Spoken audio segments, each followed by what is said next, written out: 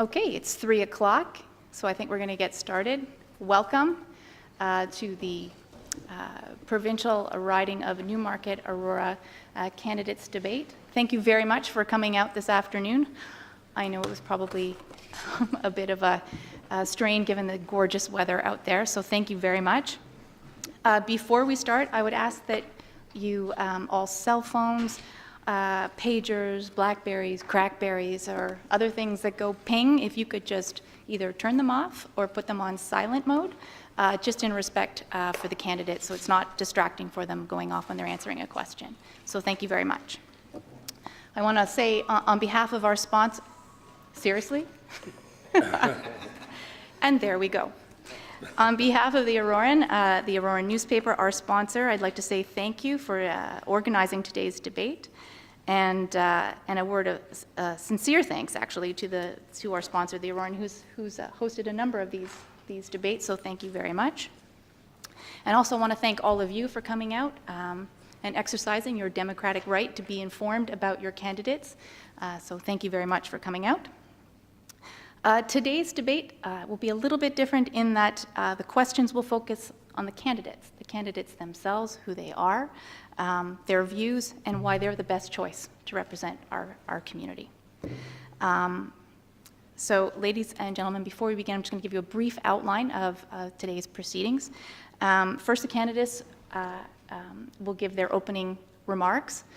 They will be given 3 minutes to make their opening statements. They've drawn lots for the order of seating, so they will speak in the order that they are seated, first, second, third, and fourth, and when they give their closing statement, it will be in the reverse order. Okay?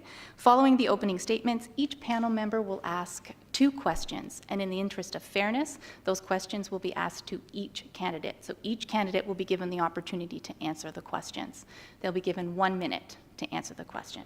You'll be given a 15-second warning. Our lovely timekeeper, Diane, will hold up a card and a silent so that you can see it, but a large card that says 15 seconds. And then we're going to move on to the very exciting rapid-fire round of questions. You're going to be asked 2 questions from each panelist, and you can only answer yes or no. And just fair warning, I will hold you to that, so just yes or no. Then members of the audience will be invited up to ask questions. The microphone is right there. You press the little red button to speak. We do have a movable mic for those who may be mobility impaired. We can bring the microphone to you if you wish. I do ask that the questions be concise. I think we can all agree that we're here to hear the candidates' views and opinions. And so if we can keep the questions short and to the point, and obviously respectful of the candidates. So just a few brief introductions. I'm Alison Collins-Marakis. I'm going to be the moderator for today. I'm a columnist with the Auroran and a former councillor with the town of Aurora and an avid Trekkie fan. Our 5 panel members are, starting from my left, Ms. Sally Falk, who is an active leader in her school and community. She's worked closely with Ontario Nature on a Save the Pollinators campaign and with a local youth nonprofit, the Youth Informer, to raise money for schools in Ukraine. We have Ms. Judy Marshall, who is the CEO of the Aurora Chamber of Commerce and a very, very active volunteer in our community. We have Ms. Beverly Wood, who is a resident of Aurora since 1976, a very active volunteer as well in our community, in particular with Welcoming Arms and the Welcome Table, and obviously the newly crowned Citizen of the Year. So welcome, Beverly. We have Mr. Greg Smith, who is a local business owner in Aurora for over 25 years, and the vice chair of the Aurora 150 committee. And last but not least, Mr. Brock Weir is the editor of the Auroran and a general man about town. Our timekeeper for today is the lovely and talented Diane Buchanan. And as I said, she will give you a 15-second warning, holding up an orange card that says 15 seconds, okay? And then, if you go over your time, she's going to ring a cowbell. And I'm not kidding. Okay, so now I am very, very honored to introduce the candidates for the 2014 provincial election Newmarket Aurora riding. They are, in alphabetical order, Mr. Chris Ballard from the Liberal Party, Mr. Dorian Baxter, Canadians' Choice Party, Mr. Andrew Roblin, the Green Party, and Ms. Jane Twinney, Progressive Conservative Party. Mr. Angus Duff, the NDP candidate, sent his regrets, as well as the Libertarian candidate. Okay, with that out of the way, we're going to begin with opening statements. Diane, are you ready? 3 minutes, candidates. So we will start with Dorian. Thank you, Alison, and I do want to thank each and every one of you for sacrificing such a beautiful day and coming out. I have the honor of being the candidate for the Canadians' Choice Party, a party that has decided that it's very important for party politics to be sidelined. Too often, we find that these elections and the federal elections are really all about electing somebody from one of the big three, so to speak. And what happens is invariably, with few exceptions, they end up becoming puppets to their leaders. My honest opinion is that we need to revamp the Westminster model of parliamentary democracy that says when you get elected by your constituents, you represent them. And even if that means going against your party leader, that's what it is, because in actual fact, if you do vote for me, and I hope you will be engaging in a paradigm shift. And let me tell you something. If you feel that things down in Queen's Park need to be all shook up, I can do that for you. And I will tell you also that there are 107 ridings. I will assure you, this riding is not going to dictate which party gets in, not at all. But I will tell you, if you will stand with me, and if you will make your choice to be the Canadians' choice, you will not regret it. Because I can assure you, Dorian will make the difference. If you will send me down to Queen's Park, I guarantee you, not only will you have a voice, you'll have a strong voice. And further to that, I would like to add that I am proud to be a red Tory. I'm equally proud to be a blue Liberal. And there is enough NDP in me, there is enough Libertarian in me, and let me assure you, there is enough Green in me. I could make the Green Party envious. They could be green with envy if they saw my platform. But I will tell you, you are going to get 7 for the price of 1 if you send me down there. I will not back down.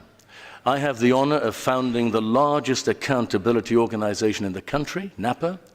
I was the first one to shatter forever the immunity of the Children's Aid Societies of Canada 20 years ago, founding that organization. I'm dealing with 29 cases today to bring justice. I don't charge, I help people.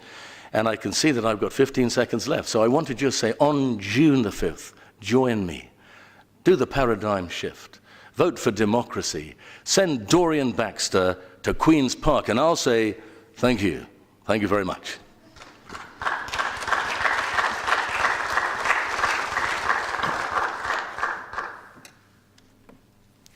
Chris?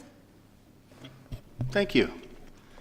And Dorian promised me he would only do that once during the entire debate. So there, we'll hold him to it. If he tries that one again, we'll hold him to it. It's very difficult. How do you follow after this chap?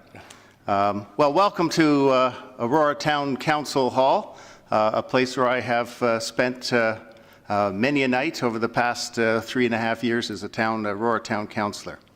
I'm Chris Ballard, and I'm asking for your vote to be a strong voice for Aurora and Newmarket at Queen's Park. I'm passionate about our communities. Aurora and Newmarket, and I don't have to tell you, are wonderful places to live, to raise a family, and to work. I've called this riding home for most of my life. I was born right next door in King City, and when my wife and I were married, and she learned about all the wonderful things in this area, this is where we decided to make our home. This is where we've raised our children for about 27 years now. For the past 25 years, I've owned a small business located here in Aurora. I'm committed to our communities, and I have demonstrated that by being involved in a number of volunteer efforts. I was one of the founders of the school council at my children's elementary school. I was the volunteer chair of the Town of Aurora's Economic Development Advisory Committee, and there's a number of other areas that I've been involved in as well. Suffice to say that I am committed to this town. I am committed to Newmarket. As a councillor, I'm known for demanding fiscal prudence and good business planning. I'm known for tackling the tough issues and making decisions that are in the best interest of the whole community. So what are my priorities as your MPP? A stronger local economy, good jobs and good wages. Improved transportation, especially all-day, two-way GO train service. Protecting our environment with an emphasis on the Oak Ridges Moraine, which, as you probably know, takes up a considerable chunk of Aurora and a good portion of Newmarket as well. And other services so essential to our families, like healthcare, education, housing, and in-home care for seniors. I'm concerned about Mr. Hudak's plans to immediately cut 100,000 people from the provincial payrolls. I'm concerned his cuts will set back the advances we've made in our children's education and in our healthcare system, especially if thousands of teaching assistants, hospital staff are fired, and firefighters. I believe government has a positive role to play in making our lives better. I believe Kathleen Wynne is on the right track. You've been given the cowbell. Sorry. I didn't hear the cowbell. Oh, there we are. Next time. Thank you.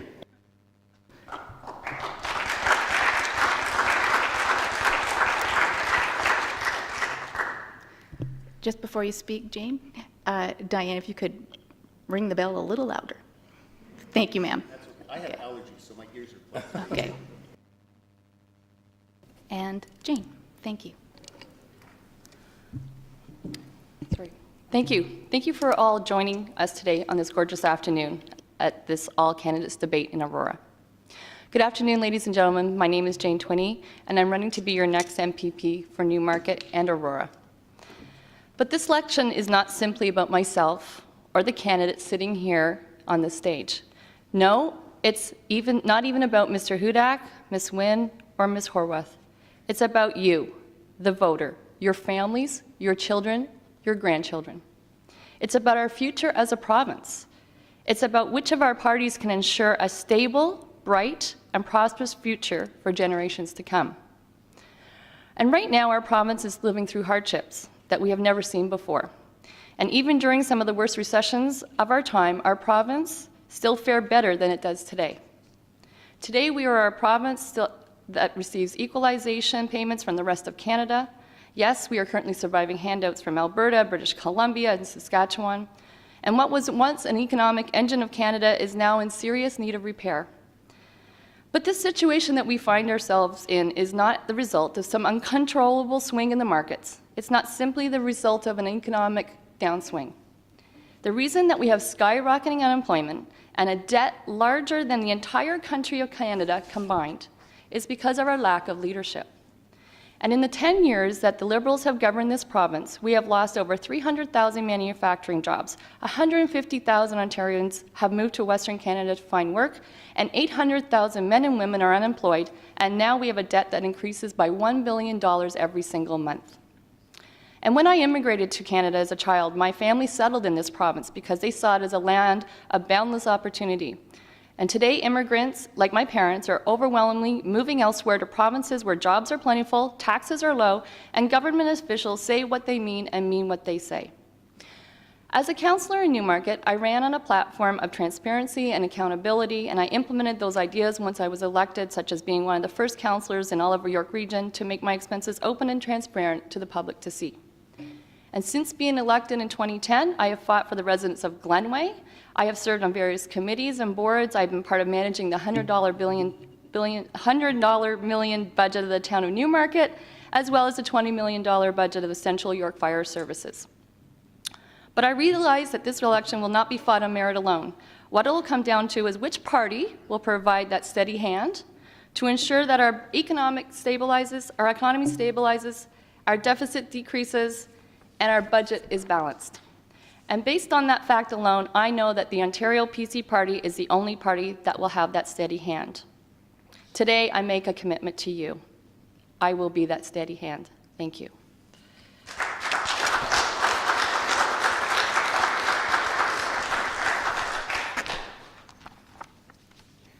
Andrew. And Jane, if you could turn off your mic. Sorry. Perfect. Hi, everyone. My name is Andrew Roblin. I'm the Green Party candidate for the Newmarket Aurora riding, and I would like to represent you at Queen's Park.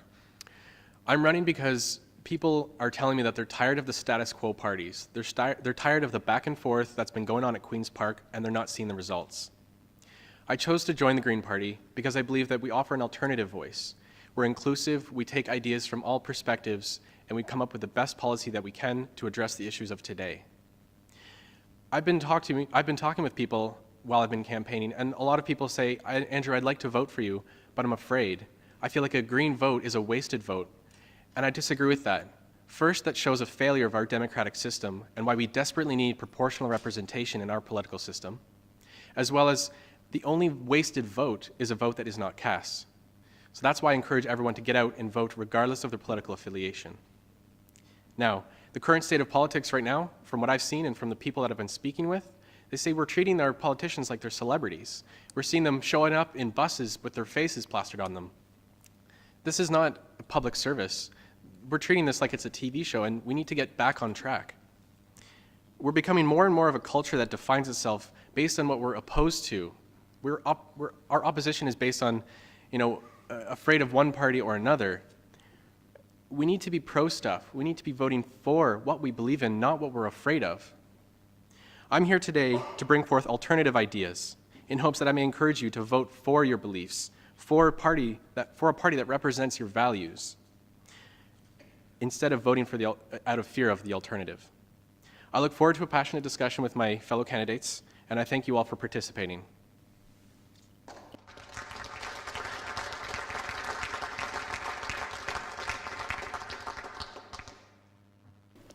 Thank you very much for those great opening statements. We're now going to move on to panel questions. So just to remind the candidates, each of the panelists are going to ask you a question, and each of you will get the opportunity to answer the same question. You have 1 minute to answer.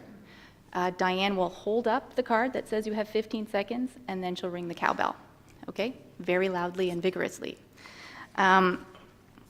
We will go in order, okay? So Brock will ask a question, then Greg, etc. So I'll start. Dorian, you get to answer the first question first, then Chris, then Jane. And we'll just keep going in that order to keep it fair.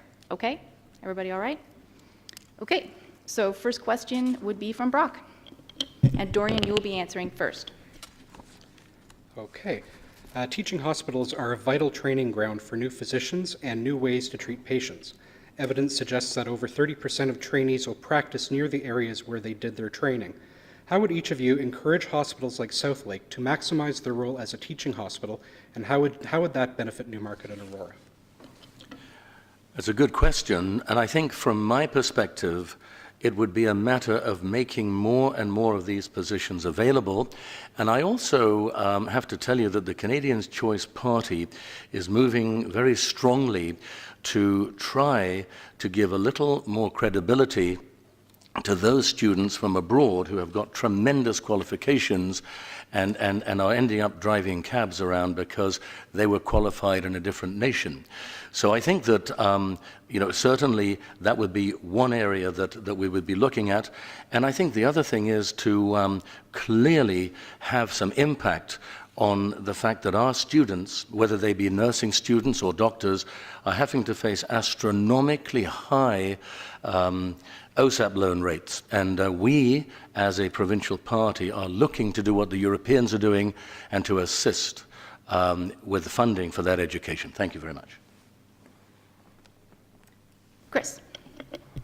Well, thank you. The question is specifically to what strategies we would employ to bring teaching hospital to Southlake. I think one of the most important things we have to do is to continue to invest in our healthcare system and in our hospitals. In the previous government, if I recall, closed 28 hospitals. This government under Mr. McGuinty and Kathleen Wynne continues to invest millions of dollars in our hospital system to make sure it's one of the most robust in Canada. We have now the lowest wait times of any province. What do we have to offer here in Newmarket and Aurora? We have a fantastic South Lake Hospital, and we need to sell the community, and we need to sell the hospital itself with its cardiac and cancer care systems, but above all, we need to invest in the hospital. Jane. Great, yeah, thank you. The question was about keeping our teaching, having the people that come and learn in our hospitals stay in our community. And people aren't going to stay in our community unless we get Ontario back on track, and that's by getting rid of our debt. And also, when we look at affordability, people want to live here because it's affordable. Reducing our hydro rates, stopping the hydro rates from spiraling. One of the biggest issues I hear from people that are living here is the cost of living, the cost of hydro rates. So if we're going to have our wonderful teaching hospital here and have people coming here learning in this wonderful hospital, we want them to stay in Ontario, we want them to stay in Newmarket and Aurora, and we don't want them leaving the province or leaving the country once they've been taught. So definitely we need to get Ontario back on track. We want to ensure that we have the ability to pay off our debt and be able to afford to live here in Aurora and in Newmarket. And Andrew, thank you. So the Green Party would work with other parties to facilitate meaningful legislation that will that will work toward affordable education for the nurses and health practitioners. A large focus on the Green Party platform is actually preventative healthcare. So a lot of the strain on our system is actually caused by ailments and issues that could be treated prior to getting sick. Now, with regards to making the education more affordable for the nurses as well as keeping them here in the area, we would essentially have to make it more accessible. It's more of a multifaceted answer. So it's going to require a better transit system, educational funding, and the issue is obviously much more complex than 30 seconds can allow. So thank you. Okay, the next question will be from Greg, and we will start with Chris with answers, okay? Thank you, and good afternoon, everyone. I'm a small business owner in town, so this is a business question. Companies like Hallmark have left Aurora, and others are looking to expand elsewhere. How would you incentivize small, medium, large businesses to come, stay, and grow in our community? Excellent question, and it's one that I heard often as Chair of Economic Development. We know that the Hallmark example that you give, for example, has to do with a changing marketplace and people not buying paper cards anymore. So looking at other areas, I think the most important thing we need to do is to make sure that our taxes remain at an acceptable level, both at a provincial level and at a municipal level. Ontario has the lowest combined corporate tax rate of any of the G8 nations. We need to keep it there. We need to make sure that there's no downloading on municipal services that I fear will happen if Mr. Hudak is elected, because that will drive up our municipal taxes. And ultimately, what I hear from a lot of companies in this area is they need improved transportation. They're having trouble getting their raw materials to Newmarket Aurora and getting their finished products to market. We need to fix that with GO trains. Thanks, Chris. Jane? Thank you. Small businesses, hear about it all the time, red tape. One of the biggest things that small businesses are coming across is the fact that they got so much red tape that they have to do. And right now, this equates to $11 billion a year, which equates to $6,000 a year for each employee. This is a burden that small businesses just cannot afford. Again, obviously going back to also hydro rates. Hydro rates are expected to increase by 43% in the next 4 years. Businesses cannot keep affording to do business here in Ontario, and obviously business in Ontario means business here in Aurora. When Magna says that they're not going to expand in Ontario anymore because of the increase in hydro rates and the fear of the retirement tax that the Liberal government wants to put in, this is something that all businesses we should be very aware of, and we should be all concerned as a community here that this could happen with other businesses not being able to come to Aurora. Thank you. Thank you, Jane. Andrew? So one of the ways to facilitate growth for small and medium businesses would be to lowering payroll taxes. So basically doubling the payroll tax from $450,000 to $900,000. This would allow local small businesses to hire up to twice as many employees. We can pay for this by reversing a corporate tax break, by 1%. That would raise it up to 12.5%, which is still very competitive amongst the North American rates, as well as invest in energy conservation. One of the reasons that it was mentioned that businesses are leaving, energy prices are too high. Well, if we invest in energy conservation, we'll be able to have the lower rates that are necessary to remain competitive, as well as keep the businesses here and allow them to be more innovative and have more talent join their forces. Thank you. Thank you, Andrew. And Dorian? Yes, I think one of the main problems we're facing is that the taxes need to be redistributed, particularly the gas tax. Nobody seems to be holding anybody's feet to the fire on the gas tax. There's tremendous leeway there. Also, I think it was alluded to earlier, the Harper regime is really falling down when it comes to our equalization payments. We looked after the East and the West when we were the have provinces. Now that we're a have not, we need to get that back on track. This would mean that the costs for the businesses like Hallmark would be held down to a manageable level. We have to say a great big no to the Wynne government's plan for an Ontario pension plan for the simple reason it's going to cost 1.9% for each business. Not only that, for each employee, $11 billion. And of course, if we can get those equalization payments, we'll be back on track. Thank you. Okay, Beverly will ask the next question, and Jane, you'll start off the answers. Good afternoon, my friends. What, in your opinion, is a good, well-paying job in this economy, and what would you do to foster those types of jobs in Aurora? That's a very good question. Thank you, Beverly. We need to have good, well-paying jobs here in Newmarket and Aurora. One of the things I hear all the time is the fact that we don't have that and it's not accessible. People aren't able to get them. So again, it goes back, I'm going to go back to the fact that we need to encourage growth here by reducing corporate tax rates by 30%, so businesses that are large corporations that have got good paying jobs will be coming to Newmarket, to Aurora, to Ontario, and won't be leaving. So that's one of the areas that I think is very important, that we encourage that growth, again, by reducing hydro rates, reducing corporate tax rates, reducing small businesses rates, as well as making sure that it's an attractive area for people to do business here. Thanks, Jane. Andrew? So there are many ways that we can actually bring businesses and keep them here in Newmarket, Aurora. One of them is, as I mentioned before, the lowering of the payroll taxes. This will be an incentive to hire more locally. Another thing I'd like to propose is ending the monopoly that the beer store has and allow craft breweries to sell their own local product. It's a little bit unique, but I think it's actually been well received.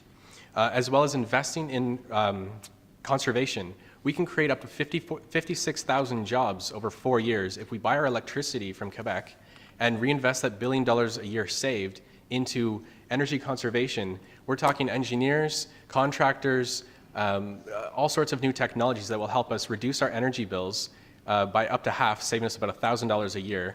And these jobs are local. They cannot be outsourced. Thank you. Dorian? Yes, I think that a good paying job would be a job that if you're starting out at about 40,000 to maybe 60 or 70,000 per annum, but the fact of the matter is we need to make sure those jobs have got security. We need to make sure those jobs have benefits. How do we do that? In a nutshell, we need to have 4 or 5 more Magnas in Aurora. How do we do that? Well, we're the only nation in the world that has access to the old British Commonwealth of Nations, 54 of them, including India, that new economic powerhouse, and the 17 Francophonies, 71 nations. Why are we doing, federal agreements with Panama? If we would only, and I will lobby, if you send me to, I will lobby the provincial government and the federal government. I will not leave them in peace until they start to wake up and bring some of the wealth here, and I will make sure it happens. Thank you very much. Chris. Thank you. Well, the good news is last year, Ontario created about 95,000 good-paying jobs. Not the government statistics, those are Statistics Canada's information. So that's a good news. It's more proof that we're slowly recovering from the nasty recession of 2008. This government has put in place in its budget a Jobs and Prosperity Fund, helping businesses to grow and creating more of those good-paying, highly skilled jobs. We have a 10-year infrastructure investment supporting over 110,000 jobs, and we continue to invest in higher education. The future of this province, the future of our local businesses, really hinges on the quality of students that we're turning out from our elementary schools, secondary schools, colleges, and universities, and we're doing a good job there.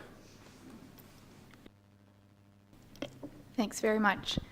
The next question will be from Judy, and we will start with Andrew, okay? Thanks, Allison. The question is related to business in Aurora and Newmarket. What do you think are the biggest challenges facing business in our community, and what are you going to do about it? Sure one. So from the business people that I've been speaking with, their ability to compete with a lot of larger foreign-owned companies is actually their major challenge.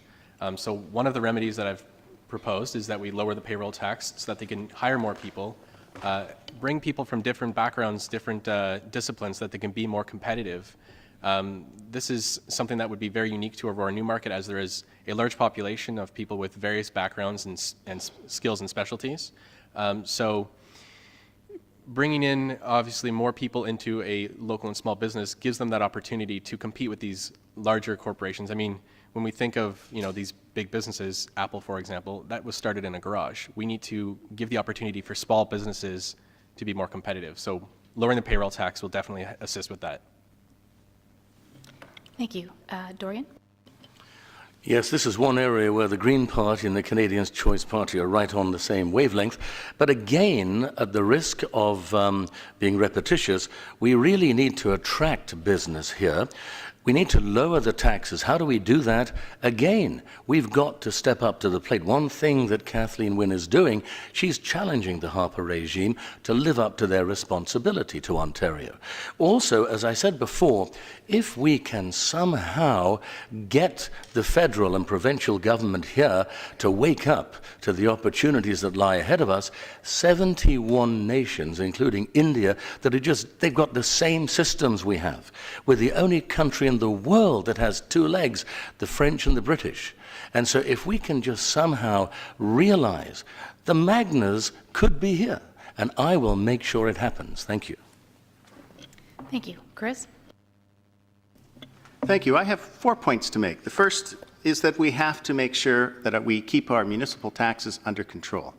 Our local businesses pay an inordinate percentage of tax, and if Mr. Hudak is allowed to download services to the municipalities, I fear that the municipalities will be cutting services and having to raise municipal tax, which will have a negative impact, a serious impact on local business. We have to I would continue to work very closely with the region to help people who want to be entrepreneurs, who want to start businesses in Newmarket and Aurora. There are some good programs the region is running right now. We need to make sure that they're running here in our communities. We need to continue, as I said before, to invest in people. We have skilled tradespeople here. We have educated people here. Companies will be more likely to locate here. And of course, the last part is transportation. Without a good transit and good transportation system, Thanks, Chris. Jane. Again, red tape. I talk to small business all the time. $11 billion a year. We want to phase it out by a third over 3 years. 30% corporate tax reduction for all businesses, not just for all businesses, and that's the important part. I believe that certain companies should get grant money, handouts to try and create jobs. That doesn't create jobs, so many of them have left or have closed after getting millions of dollars from the Liberal government. So a 30% tax cut for all businesses. Entrepreneurs should be spent time doing business, not worrying about doing red tape and getting caught up on all that paperwork that they have to do. So these are the areas that we believe that will encourage growth in Aurora as well as in Newmarket and in Ontario. Thank you. Next question will come from Sally. And Dorian, you will start off the answers. Thank you. Access to and preservation of fresh water, such as Lake Simcoe, is key to a vibrant and healthy economy and community. How would you protect this valuable resource from the environmental challenges of continued growth? Thank you, Sally. A very good question. I would immediately seek to deal with some of these waste disposal systems that are proposed in the area that are already contaminating Lake Simcoe. In fact, I was very actively involved in the last couple of years trying to prevent what was happening in East Gwillimbury. And I have to tell you, Sally, I really believe the only way to deal with that is to use the democratic principles we've got to stand up for the green spaces and to make sure that we are going to stand on guard for our future generations. And if you get a chance to read my flyer and the other material, I've addressed that very strongly. But I have to say this, as a young person, you are right on track. This is one of the most important areas, and I give you my promise, I will be a strong voice to preserve what we've got and to prevent any further decay of that. Thank you very much. Chris. So the question is about making sure that our waterways, our fresh water remains fresh. And I have a record of working on behalf of the environment here in Aurora as a town councillor with work on the Oak Ridges Moraine and dealing with illegal polluted dumping of soil on the Oak Ridges Moraine. The Oak Ridges Moraine is the rain barrel, if you will, for much of southern Ontario. A large number of rivers flow from this area. We need to make sure that when the Oak Ridge Moraine legislation is up for review in 2015, that we put some solid regulations in place, some solid legislation in place. I also want to make sure that communities preserve the green space that they have. And I'm glad to see that there's a line in the Liberal platform that talks about mandating green space in communities because it's so important to our health. Jane. Thank you. As everybody knows, the PC government was the government that brought in the Oak Ridges Moraine Protection Act in 2001, and the Greenbelt Act is the other piece of legislation that is related to the use of the Planning Act. So this legislation is up for review next year. And it's important that we work with municipalities to ensure that we take care of, make sure that we have public input. We work with our municipalities when this review comes up, because this is going to be an important piece of legislation. And that's something that the PC government is dedicated to do. We know that there's threats that remain to the moraine and the Greenbelt, and we want to ensure that it is taken care of. Thank you. Andrew. So severe penalties for companies that pollute our waterways, it will act as a deterrent. Companies are going to be less likely to pollute if there's an actual penalty for polluting. We need to permanently protect our source water regions, as well as work with municipalities, giving them more authority, revamping the OMB so that developers can't bypass local decisions and use their large wallets, per se, to bypass local decision-making and just develop regardless. So, in short, that would be my answer. Thank you. Okay, the next question is from Brock, And Chris, you will be first. Communities have been built around places like Timberlane Athletic Club and numerous golf clubs within our communities. Recently, some clubs, such as Timberlane, have been sold and are ripe for redevelopment. What would you do to ensure that these neighborhoods are not forced to undertake the same battle as the residents of Glenway and Newmarket? Well, I think that the first thing that needs to happen is that the right bylaws, the right planning is in place in each of the communities to make sure that if a green space is threatened, the community can rely on the planning that it has in place to defend it. I've been quite open and in saying that the OMB, the Ontario Municipal Board, for example, needs to be reviewed, and whatever comes out of that review, whether it's still called the OMB or by a different name, we really need to make sure that it listens to the desires of the community, not necessarily the desires just of the planners when it comes to infilling golf courses. For many of us, for many people who live on a golf course, they paid a premium to be there. It is their green space. It is their only parkland. And the towns have to make sure that that green space is preserved as much as possible. Thank you. Jane. Thank you. Bylaws aren't going to protect any green space here in Aurora. Legislation protects it, and I know that for a fact because I've lived it through it with Glenway. And my commitment is to ensure that this piece of legislation is put in place. The OMB will follow the legislation, and the legislation needs to be changed. And my commitment was because I voted to ensure that the legislation with the private members bill that Mr. Cleese had put forth, I supported, and contrary to actually Councillor Ballard, who voted against it, which I am shocked, because if he wants any protection to any green space here in Aurora, any of the golf courses, this legislation needs to be changed. So I'm surprised that he wouldn't want to support that, as this is something that needs to be changed, and I totally supported it, and I will ensure that I continue that fight if I become your next MPP. Andrew. So this is kind of related to the previous question with regards to the OMB and developers being allowed to bypass local decision making. So working with municipal government and keeping the people involved in the process of development is certainly something that we'd have to do. We'd also have to close loopholes that allow these developers to actually work past the local decision making.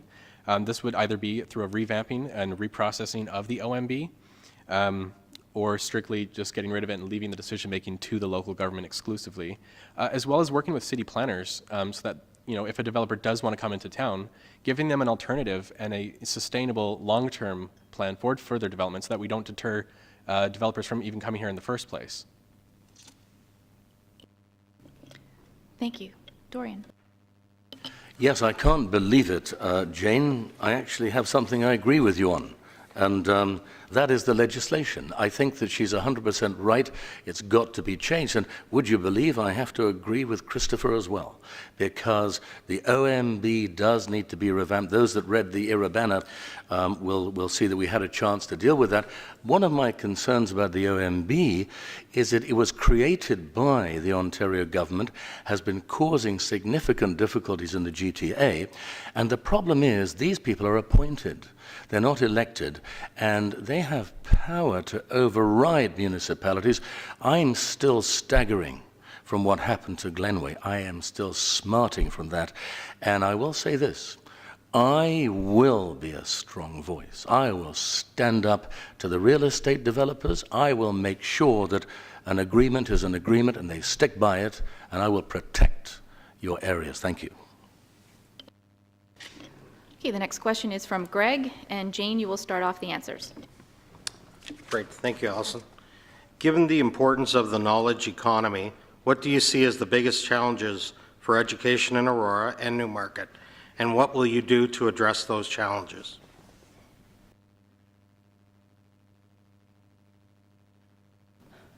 The challenges of education in Newmarket and Aurora, we need to just get my thoughts together here, sorry.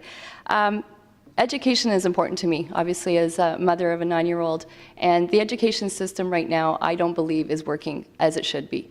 There needs to be changes in the education system. We need to ensure that we get rid of some of the bureaucrats that are in the education system that are telling teachers how to teach. I think we need to give principals and teachers more authority over how they teach their classes, how their schools are taught, and give them the ability to give them the ability to teach their kids the way they know they should be taught. Many times I hear the fact that friends of mine that are teachers that are basically being given a class of they've been given how to teach a class, and unfortunately it doesn't fit, one size doesn't fit all. So, thank you. Thank you, Jane. Andrew. So access to affordable education, both short and long term, working with other parties to make sure that everyone has access to quality education. Access to transit, investing in our transit so that students can get to and from school, as well as bringing a university campus to Newmarket would actually alleviate a lot of the issues that we're having right here. I went to York University, and traveling from here to York, it was no easy task. I mean, in the winter, trains are stopping, and you're spending hours waiting and wasting time. You know, we can have students living here, saving money on their residence, on their food, and staying local, keeping the local talent here. So bringing a campus to Newmarket would actually be great for the economy and great for the students. Thank you. Dorian.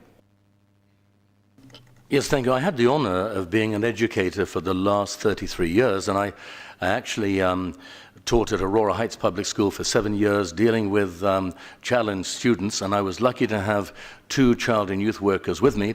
One of my biggest concerns about the Hudak regime would be the cuts they're planning to make that will indeed, and Jane admitted this, it will raise the class pupil-teacher ratio. This is really serious. How do we get the funding for this? I'll tell you, we have to go back to that premise that we need to get our equalization payments. We need to stand up for that. I mentioned the 71 countries. It's a very easy plan. And one of the most important things for us to keep in mind is that our children and their education is the future. If we don't stand on guard for them now, then we are going to be really struggling. So I will make a commitment that I will be a strong voice for education. Thank you. And Chris. Thank you.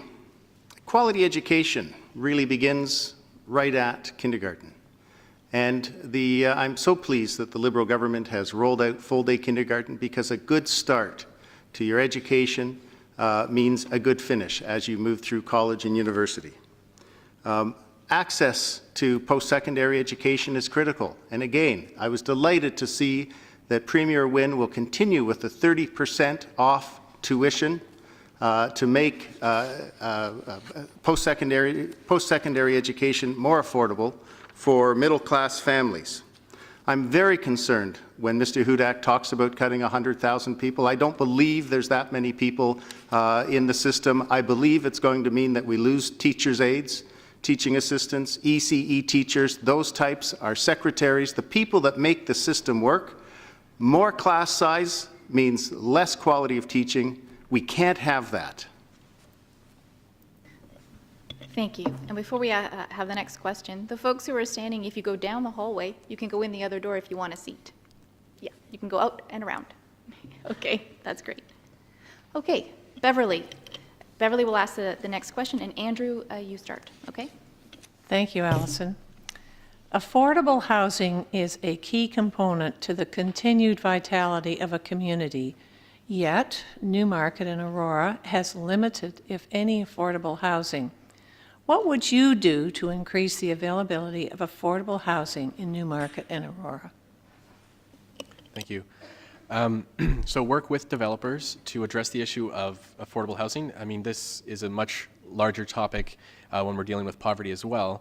So working with developers to make sure that there's a certain percentage of all homes that are being developed that are established for low-income families. This would allow them to integrate into the community in a more healthy and sustainable way. So working with local developers, in short. Thank you. Dorian.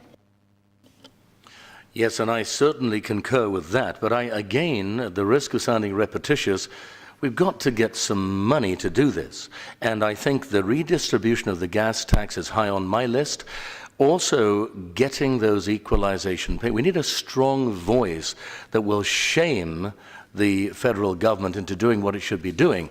And again, as I pointed out earlier, it is not rocket science. You know, in order for us to embrace a prosperous Ontario, we need to be going overseas. We need to bring these people. India has just elected a very progressive and financially intelligent and powerful leadership. Why aren't we dealing with them? Again, the more Magnas we can bring into Aurora, the more these questions will be answered. And I will lobby and lobby and lobby. Thank you. Chris. And it's a very good question, because we've heard over the past 6 months as the region of York has led an initiative to raise the awareness of the need for rental accommodation or accommodation geared to income. It's important that as development goes ahead in both our communities, that rent geared to income, especially if we're looking at facilities that seniors will be living in, that we work with the region, we work with developers to set aside a certain number of units so that seniors and young families can have a place to live in a facility that's geared to their income. I'd like to see the reemergence of the co-op housing movement. We have a number of very successful co-op housing units in Aurora, and we absolutely need more. But ultimately, I think we also need to address poverty. And we've started to do that by looking at, it's the fastest 15 seconds ever, you know that? Sorry. That's okay, it's my fault. Okay. Great. Thank you. We all know in the York region we have the lowest number of apartments rental units of anywhere in Ontario practically. And as a municipal councillor, I'm pleased to be part of an initiative that we were able to promote and get 250 plus purpose-built rental units in Newmarket. And by doing this, by working with developers, by working with the region. So as a level of government higher at provincial level, we need to work with our municipalities to encourage that purpose-built apartments, affordable homes are available for young people that are moving in that can't afford homes here to purchase, and also for seniors that are downsizing. And this is something that I was happy to work with as a municipal councillor. Thanks very much. Okay, the next question is from Judy, and Dorian, you will be starting off, okay? Thank you.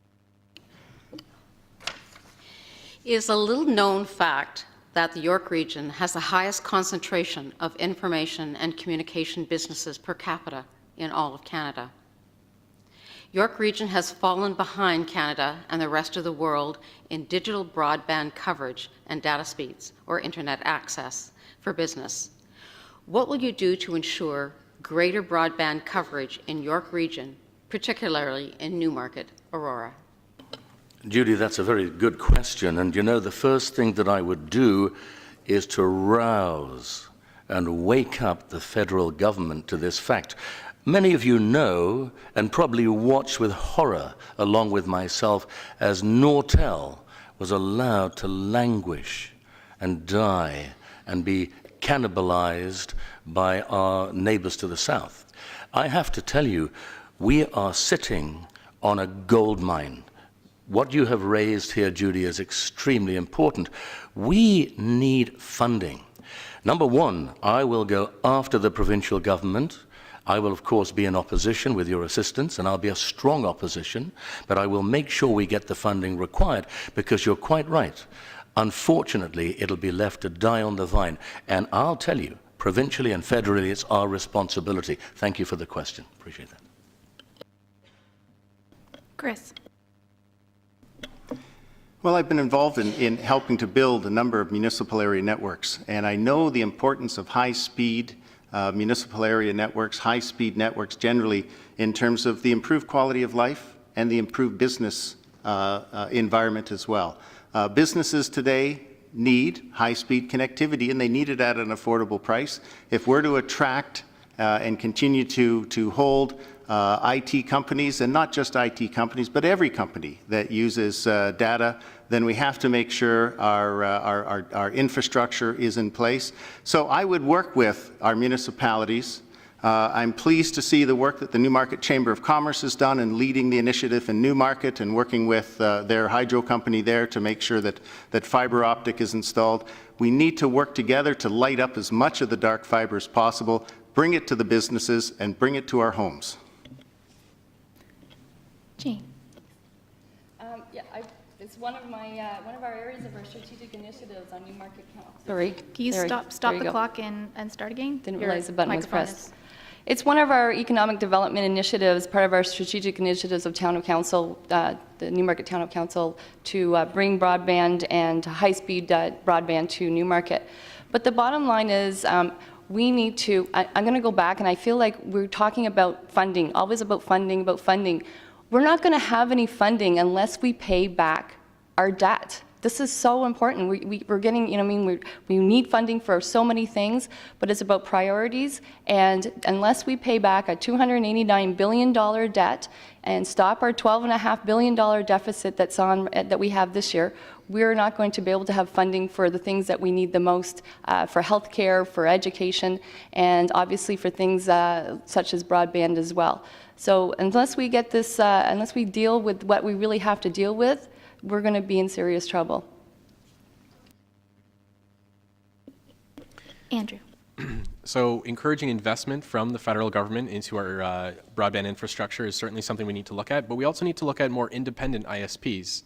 Having more independent ISPs will drive competition, which will increase the quality that we have, as well as the quality service that we'll receive. So working with the federal government as well as municipal government, and like the other candidates mentioned, encouraging the infrastructure with regards to the power system, or sorry, the local companies that are going to be installing the infrastructure. But in addition, I mentioned earlier, the lowering of the payroll tax will allow these small independent companies to hire more employees so that they can actually facilitate the services so that they can compete with the larger ISPs. So competition is what's going to drive the expansion of broadband internet in this area. Thank you. And the last of our general questions will come from Sally. And Chris, you're going to start off, okay? There's a lot of talk about all-day GO train service for Newmarket Aurora. However, our community's transit issues are far more complex than just the need for train service. We have significant accessibility issues, limited bus routes, limited service areas, duplication of services, and limited options for the physically challenged. Many complain that prices, which for youth are double that of Toronto, are too high and the service is unreliable. What is your strategy for dealing with our community's broader transit issues?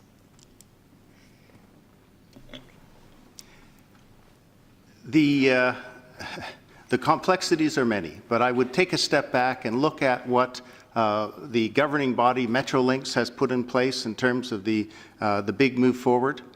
We recognize, I think everyone recognizes that the final mile solution, how do you get from the GO train to your house, how do you get from your house to a town hall, is very important. And I would still like to work with municipalities when it comes to mobility, transportation, with the regions to work on mobility, transportation. There are things that the region can do. There are things that municipalities can do in terms of how they license taxis that specialize in working with people who have mobility issues. And the province needs to be encouraging the region to do that sort of thing. But it all starts, in my mind, with the east-west, north-south routes that the government has funded and will continue to fund. Great. Sorry. Making transit the top priority of our existing $12 billion capital budget. That's what we need to do. And provide additional capital dollars by investing the surpluses coming from our aggressive plan to balance the budget. We need to demand better service and value from our current operators. And we need to also make sure that the all-day GO train service does happen now. We've been waiting 10 years. It's still not happening. And we need to make sure that that's put in place immediately rather than in another 10 years. The last train now leaves Union Station at 6 p.m. and we want to provide an extended service beyond that. Also, we need to provide additional capital dollars by investing the surpluses that come from our aggressive plan. and expand the highways by fixing the bottlenecks, expand GO Transit, and making more rush hour service. Thank you. Andrew? It's not a fun word to say, but congestion charges, gas taxes, and parking fees will be one of the ways that we can raise $3 billion a year to dedicate towards a transit fund. A lot of the parties are going to say that they want to perform or propose dedicated transit, but they're not willing to say how they're going to pay for it without increasing the debt. So if we actually go forward and say this is how we're going to pay for it, we can have a world-class transit system. Now, we need to, with regards to working towards accessibility, we need to work with the transit operators to ensure that they have the technology available on all of their transit systems. Thank you. And Dorian? Immediately, I would be seeking the redistribution, particularly of the gas tax.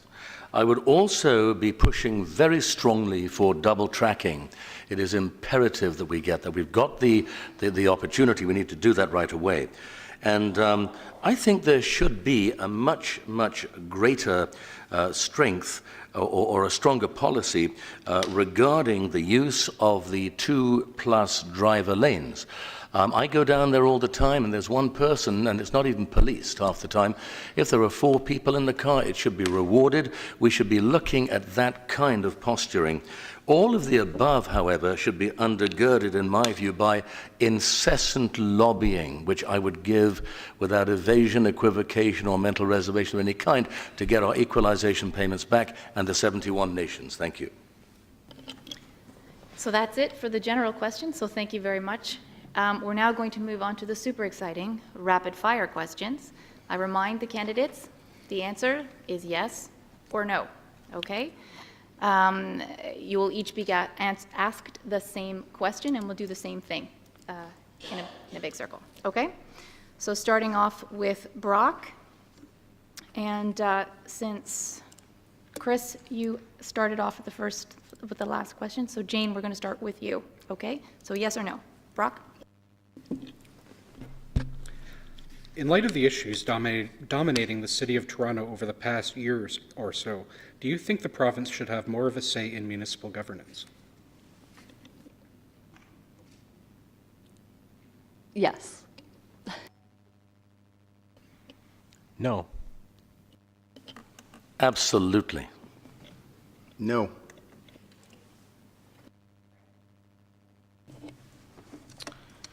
Do you think the Orange Report should be released now? Andrew?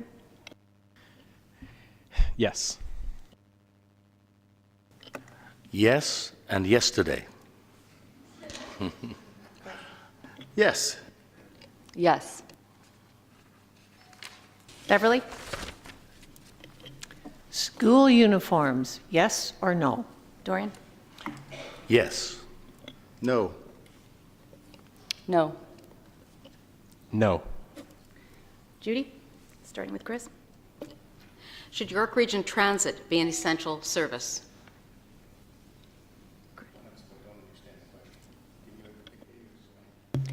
Not subject to strikes. An essential service? Yes.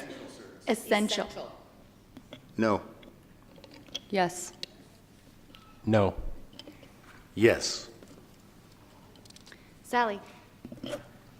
Do you support a wage freeze for anyone who is paid from the public purse? Jane? Yes. Yes. Yes. Yes. Brock? Do you support all-day kindergarten? Starting with Andrew. Yes. Yes. Yes. Yes. Greg? Do you agree with alcohol being made available at corner stores? Dorian? No. No. No. No. Beverly? Should voters have a recall option for their MPPs? Grizz? No. I'm sorry, I didn't understand the question. Can you just repeat the question? Should voters have a recall option for their MPPs? Vote to recall. Yes. Yes. Yes, and yesterday. Yes or no? That's two shenanigans. Okay, Judy? Do you think there should be term limits for elected officials? Starting with Jane. Yes. Yes. No. Yes. And last but not least, Sally? Do you support a moratorium on any new or expanded development, and in particular golf courses, on the Moraine? In 2015, there will be a public review of the Green Belt, Niagara Escarpment, and Oak Ridges Moraine conservation plans. If elected, will you stand up for these plans and the maintenance or enhancement of the environmental protection measures? Yes. Yes. Yes. Yes. Great. Thank you very much. Okay, that's all of the questions from us, and we're exactly on time, which is hard to believe. So now we welcome members of the audience to come forward with questions. The microphone is right there in the center, the panel right there. You just simply press the little red button. Oh yes, and everyone, if anyone needs the movable microphone, just let us know and we'll bring it to you, okay?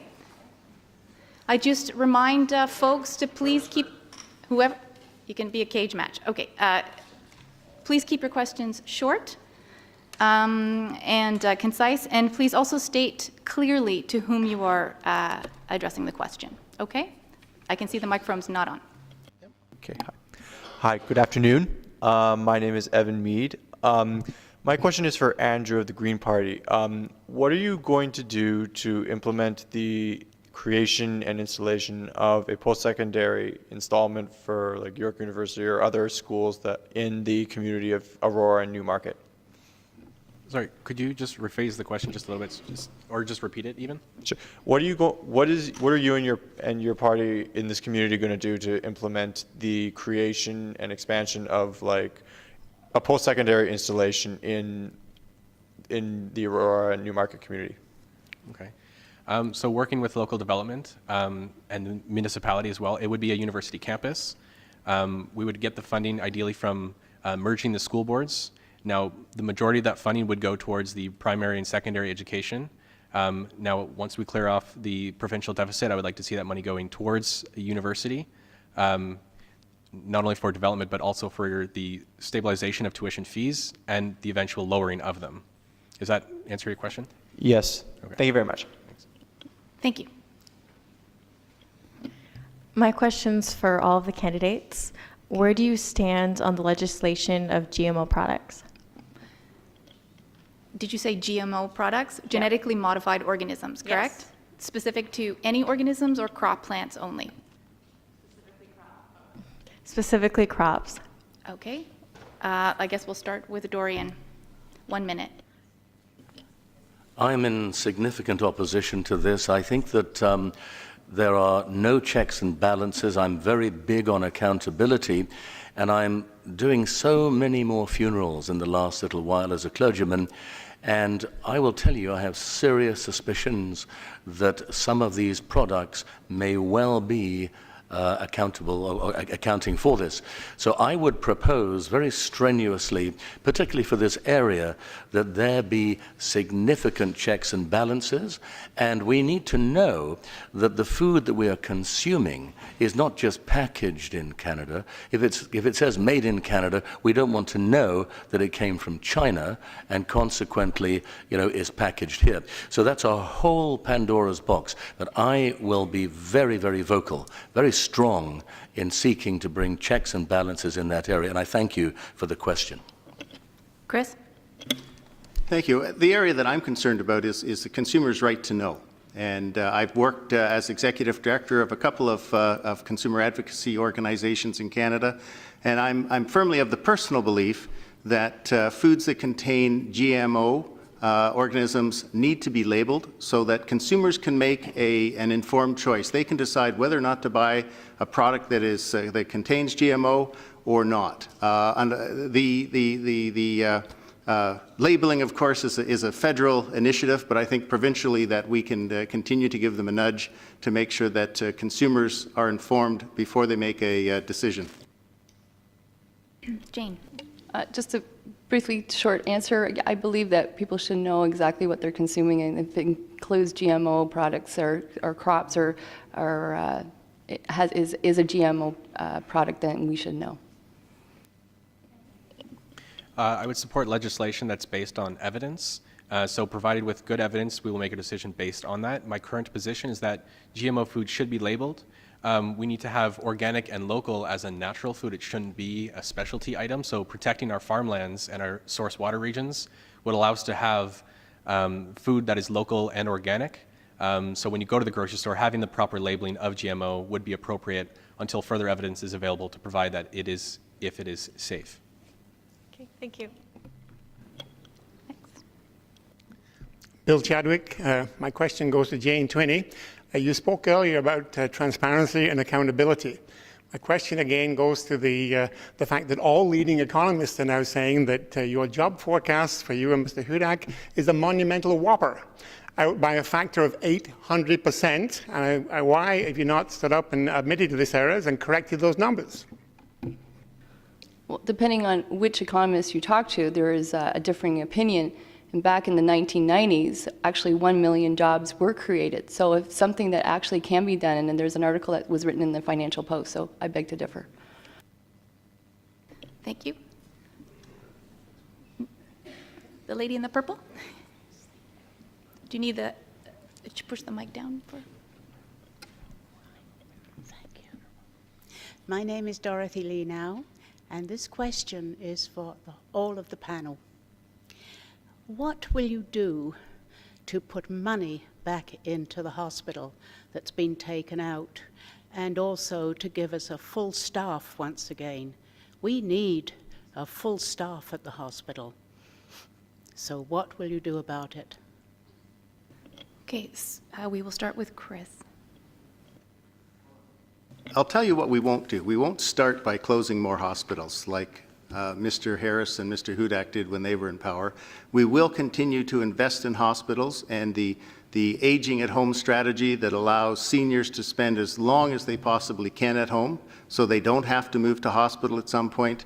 And we will continue to fund hospitals so that they continue to have the best wait times in all of Canada, not the worst, like what we inherited when the Liberals took over after Mr. Harris and Mr. Hudak mucked up the system. We will continue to fund the system. We will make sure that we won't cut, we won't make the massive cuts that are proposed by Mr. Hudak, the 100,000 jobs that may not touch nurses and doctors, but will touch a lot of other people who make our hospitals work. Thank you. Jane. We're committed to putting more money into healthcare and frontline workers. That is in our platform. What we don't need is we don't need a lot of bureaucrats that sit behind desks and do absolutely nothing for you frontline workers, for our seniors, for our kids. So our money is, our plan is about making sure that the frontline workers the funds are there to ensure that we have hiring more nurses, and we get rid of all the bureaucratic jobs that aren't needed in the OPAs, in the green, the clean direct, clean drive program. We need to get out of the businesses that we shouldn't be in and make sure we're in the business that we are in, and so that the funds are there for nursing staff, for doctors, for our seniors, ensuring there's personal care workers 24/7 so people can stay in their homes. And so that's everything. Thank you. Thank you, Jane. Andrew. So I hope I can be more direct with my response. Giving registered nurses more authority and the proper training to assist with patients, the vast majority of issues that are dealt with in hospitals can be dealt with through the nurses. So giving them the proper training as well as the authority to assist with medical needs, this would free up the doctors to spend time with the patients who do need more serious attention, as well as focus on preventative health. You know, a lot of the issues that we face in our hospital, they can be alleviated prior to actually getting sick. So with regards to your question on nurses, it would be to give them the proper training as well as the authority to administer medical attention to their patients. Thank you. I know that you are a volunteer lay chaplain at South Lake Village, and I understand your concerns. I would say that it goes full circle right back to the issue I raised earlier. We need to have those equalization payments. We can't sit back and just let the Prime Minister say, no, you're not getting them. We need to say, why not? And the money is there. We need to get that. So that's number one. But I would say again, the redistribution of taxes, it's a big issue. If anybody takes a look at particularly the gas tax, why is nobody on a provincial or municipal level standing up for that? And the money is there. So, and then it goes right back to what I said earlier, lobbying for those foreign doctors and nurses who are qualified to stop having to drive taxi cabs around. These people are brilliant, and we are not using them. And of course, back to the 71 nations, especially India. And let me tell you, let's get some more Magnas here in Aurora and Newmarket. Thank you very much. Thank you. Thank you.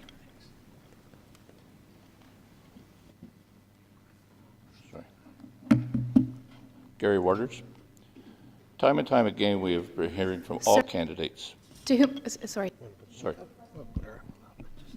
Time and time again, we've been hearing from all candidates that reducing corporate taxes. Sir, I apologize for interrupting. Just to whom will the question be addressed? All candidates. All sorry. candidates. Yes. Okay, thank you. We've been hearing about corporate taxes reducing corporate taxes will reduce and stimulate job growth. We recently witnessed a loss of over 200 jobs with Flextronics plant moving to Mexico. Manufacturers are beholden to profits and shareholders only. How does reducing corporate tax benefit us? My question is, are we prepared to implement a corporate surtax on companies that are benefiting from taking their production to countries that are not respecting of our labor standards or our human rights?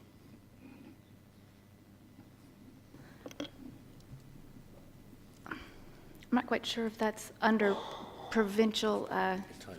Okay, fair enough. We'll start with Jane. Could you just repeat the last part of the question, sir? Sure. We're speaking of a corporate surtax on A provincial business- tax or a corporate tax, either way. Okay, on businesses that. Yes, Okay. That relocate. correct. It's a good question, Gary. What I can say right now is I just believe that a reduction in corporate tax rates will encourage businesses to stay here in Ontario rather than leaving. And if that is in place, I believe stopping the spiraling hydro rates, reducing our corporate tax rates, will encourage businesses to stay here in Ontario, will do business in Ontario, but will retain them in Ontario.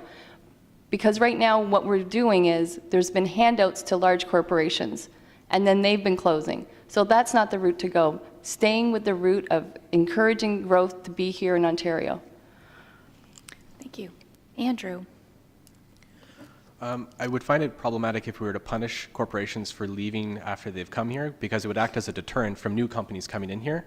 So what we need to do is keep our corporate tax rates competitive while also giving incentives to smaller, more local businesses to drive the competition so that these corporations are not going to pack up and leave, because we have more local companies that can service the needs of the people. Now, with regards to the 21st century technology in the renewables, which is a $3 trillion industry, we need to tap into that. So if these companies want to leave, then we need to be ready and able to assist in transitioning our economy into the 21st century renewables. So allowing people to get involved with this new industry is something that we need to take care of. But as far as penalties, I think it would act as a deterrent from new companies coming here. Thank you. Dorian. Boy, that's the first time I've got to disagree with the Green Party. Although I do understand where you're coming from, I have to say, Gary, that my answer is a resounding yes. From day one, I have been utterly amazed over the last 20 years to see our federal and provincial government turning a blind eye to the Walmarts, and Obama's done the same thing, and so did George W. Why are we sitting back and allowing those corporations that go to China or Malaysia or Bangladesh, and you're quite right, Gary, the standards, the labor standards are appalling. And we don't levy a tax. We don't levy any kind of a punitive tax. Our young people that used to work in these clothing manufacturers here in Canada are out of a job. Why? Because slave labor. So 100% behind you there, and I'm glad you asked the question. Thank you. And Chris, thank you.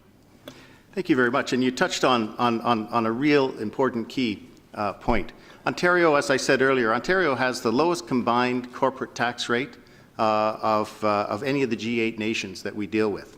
And if we were to reduce that low tax rate even lower, economists are not convinced that it would stimulate growth whatsoever. Business owners tell me, they tell economists that they're willing to invest in marketplaces that are going to grow. And that's why it's so important that we continue to make Ontario's economy grow so that the companies will locate here and they'll invest here.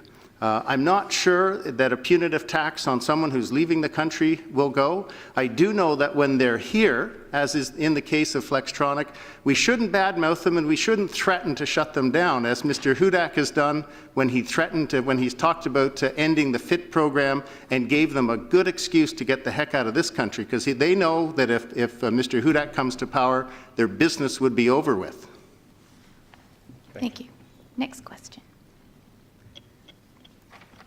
I'm short. So, good afternoon. My name is Kayla Scott, and I'd like to know what has been your commitment to the Accessibility for Ontarians Disability Act within your campaign, and what did you do? Did you make your campaign office accessible? Did you make your materials accessible? This is an important issue to the community, if we're going to make it vibrant and socially just. Thank you. And is this question addressed to all candidates? All candidates. Okay, so we will start with Andrew. Did you hear the question? Yes, so if I could repeat it, it's just how accessible was my campaign for those with limited accessibility options? And what has been your commitment to the Accessibility for Ontarians Disability Act within your campaign? Okay, so with a very limited budget, my campaign office has actually been virtual. Email, Facebook, Twitter, other social media aspects have been my main usage. Now, granted, there are, of course, accessibility options within that. So it's something that I'm certainly interested in and welcome to addressing. But beyond that, I couldn't say anything further. Thank you.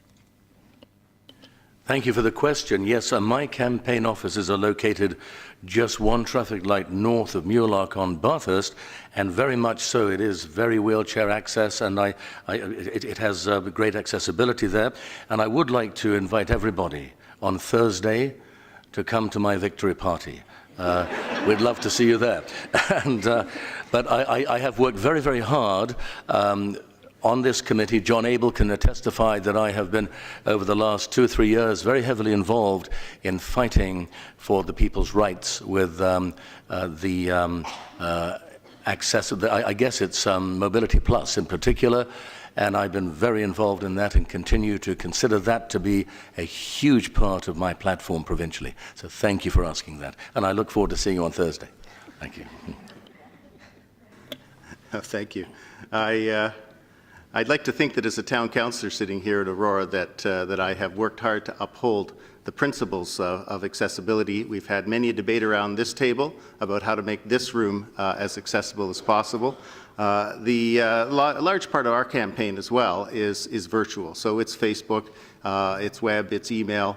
Our Facebook is available in a variety of languages, and I believe that it has the verbal translator built into it for people who have reading issues. Regrettably, my campaign office is not totally wheelchair accessible. In the scramble to find a temporary office, we found a place that has some accessibility. But what I do, quite frankly, I'm very seldom in the office. I'm out meeting people. So anyone who has an issue with mobility or has another disability that makes my office not convenient, I'm meeting with them at their location or at a local restaurant. Yes, I sit on the Accessibility Advisory Committee when I've been on Town Council in Newmarket, and one of the things I wanted to make sure was our campaign office is accessible, and that was important to me. So yes, it is. And you were asking about our position as well with the AODA, and we support the AODA. I support it, and we will uphold it. Also, we want to replace Ontario Works and the ODSP with one program and then focus it on ability, not disability. I think this is important. We need to allow social assistance recipients to keep more of their earned income. This is another important aspect as well that I hear all the time. Thank you. Thank you. Next question. Yes, I have one question. It's for Mr. Ballard. I'm a senior, and your government has drastically reduced physiotherapy. I would like to know what else you're going to cut out of our senior programs. So the question is, you want to know the party's position on seniors programs? Well, on what are they going to do about, they've already cut physiotherapy by more than half. Okay. And there are less places to get it. Okay. And I just wonder what else they plan to cut out that the seniors really need and really use. Okay, thank you. Chris, do you? Well, thank you. And it's really, quite frankly, news to me that we've cut physiotherapy by that degree. What can I say? We'll have to agree to disagree on that. I know that this government has put tens of millions, if not hundreds of millions of dollars into aging in place strategies.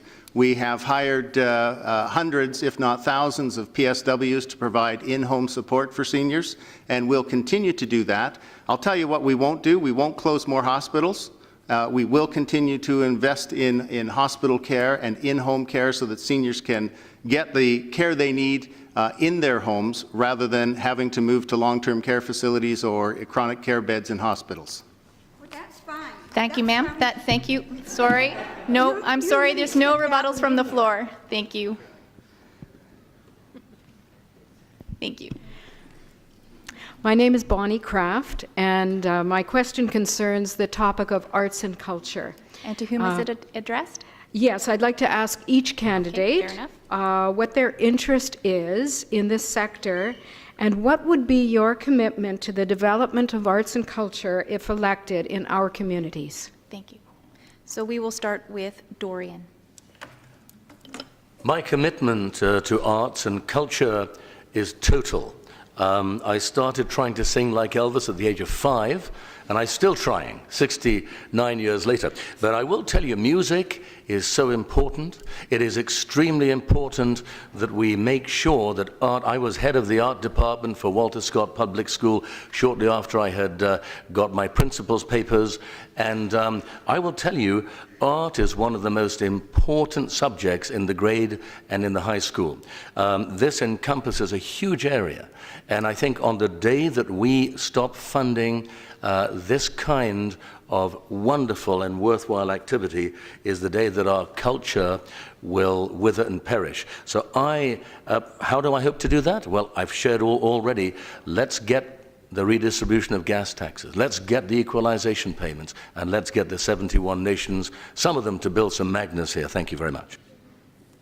And Chris? Well, thank you very much. I think anyone from Aurora, anyone who follows town council knows my commitment to building a very vigorous arts cultural community within this town. I come at it from the perspective of business development. And when I sat as chair of our Economic Development Advisory Committee, I was involved with turning the Church Street School into the Aurora Cultural Centre, a place for arts and culture in Aurora, not just because arts and culture make our lives better, but because they make our communities more economically sound. And I'll continue as MPP to support in both communities those musical festivals, those arts events that not only build the spirit of our community, but impact positively on our economic bottom line. Jane. Thank you. As a member of the community, I've always embraced culture and attend all the events. It's something that makes the community a community, and certainly something I always supported and will continue to support. But the bigger picture, too, is about making sure that we support the young people in the arts as well. And this is something that we're committed to at a provincial level to ensure that arts along with physical education and financial literacy, but arts needs to be more treated as a subject in school. Right now, I talk to so many parents that say that their kids are being taught music, but they're not taught by music teachers. These teachers don't even have any formal training in music. So let's ensure that the kids that are in school are being trained by people that are actually are knowledgeable in those fields, and then we create a culture of young people coming forward that will embrace culture and expand culture as our kids get older. Thank you. And Andrew. Art is fantastic. So art is beautiful. It's a way of sharing our knowledge, our community, and celebrating our diversity. So absolutely, do I support it? Yes. How would we facilitate that? Work with local businesses. Local businesses support local artists, local musicians. And what better way to encourage them to thrive than by having them in our local shops? So that would be one way we could facilitate the growth of our cultural development in Newmarket Aurora, as well as working with council to dedicate funds towards cultural and arts development. Thank you very much. Thank you. Thank you.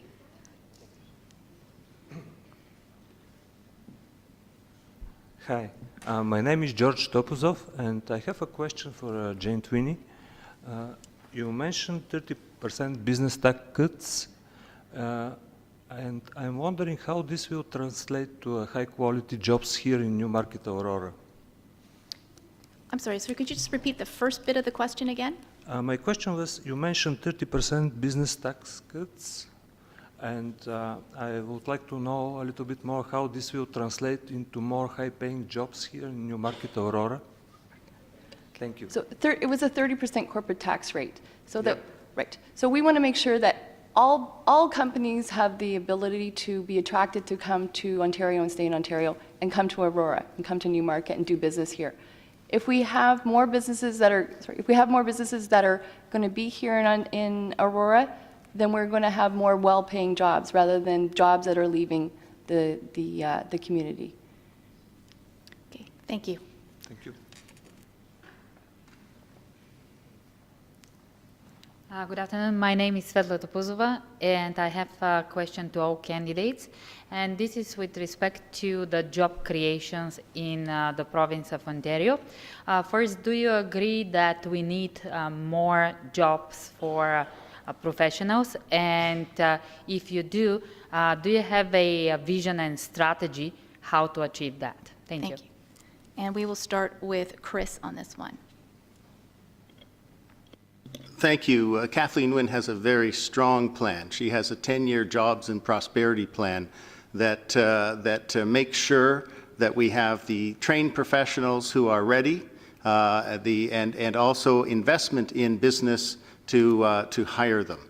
As I said earlier, it really starts with full-day kindergarten, which we introduced and we continue to support, and it carries on through by providing a very positive economic development climate. We can't cut our way. We can't slash and burn our economy and send it back into a recession and call that a strategy to create jobs.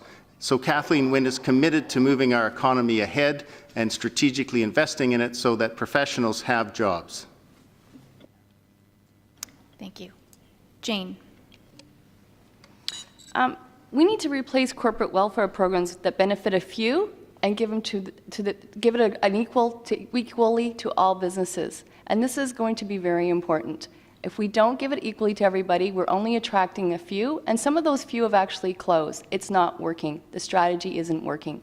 30% corporate tax rates will be equal to 120,000 jobs. Also, reducing our hydro rates. Our hydro rates have been spiraling. Again, I go back to the fact that Magna has announced that they will not be expanding in Ontario. So we need to change our strategy. It's not working now. We've seen businesses close, we've seen businesses leave, and it's not working. So we need to change the strategy. Corporate handouts don't work. Give everybody the equal chance to do business here, and it'll attract businesses to come here to Aurora. Thank you. Andrew. Do we need more professionals? Absolutely. With the limited time we have, I would say we need to invest in education. Chris mentioned it starts early. Merging our school boards, we can save $1 billion to $1.6 billion every year if we were to merge our separate and public boards together. We can reinvest that into the classroom, giving our children the best education that we can give them. we're duplicating our busing services, we're duplicating administration costs, we're duplicating maintenance fees. We can use that $1.6 billion every year to reinvest into our children's education. And once we get our debts cleared, we can reinvest into post-secondary education, making it much more affordable and much more accessible. Thank you. And Dorian. We are the most multicultural nation on earth, and the answer to the first part of your question is yes. And the vision and strategy that I would have, I would say that I appreciate what Andrew says, but we do have those professionals. Unfortunately, they're driving cabs around Toronto. I am an absolute proponent of getting those unbelievably well-qualified immigrants qualified so that we can have more brilliant surgeons, more brilliant doctors doing the work that needs to be done here. And again, I fall back on the redistribution of taxes, the gas tax. It's unbelievable how much we can get from that.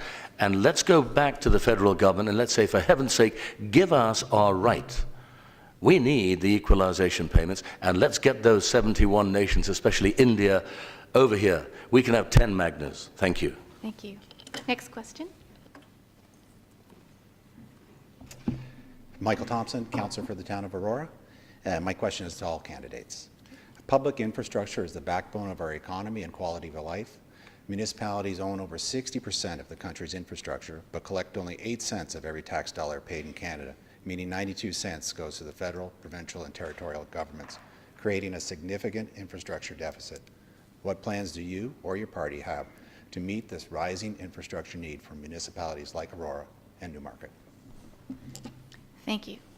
And keeping in order, it will start with Jane this time. We need to make sure that we have more money in our funds for infrastructure. First thing is making priority for our existing $12 billion capital budget, and then providing additional capital funds through once we have our budget paid off, once we have our debt paid off, our deficit paid off as well. And until we have those things in place, we're not going to have the money for some of these things. So making sure that we have our debt paid off, dedicating $2 billion of that surplus after the budget's paid off to this fund, a dedicated Ontario Transit Fund, so these funds are dedicated for our infrastructure. Thank you. Andrew. I'd like to work with Council to develop an affordable plan so we can transition to a more equitable as well as sustainable plan with regards to our infrastructure. And to be honest, that's as far as I can actually comment on that. Thank you. Dorian. What a great question. Thank you very much indeed. And you know, it feeds right into what I've been saying all along. We have to get the redistribution of the municipal, the provincial and federal taxes. It is absolutely ridiculous. We don't seem to know where our money's going. You, sir, have done your research, and thank you. There's nothing to stop us from changing what is going on. And if we can do that, we are going to be able to get what is rightfully belonging to the municipalities, to the province, and the infrastructure will be much better attended to. But again, and I know I sound like a broken record, we've got to get the federal government to live up to its obligations to Ontario. I will do that. They will be so sick and tired of me, they'll give me whatever I ask for.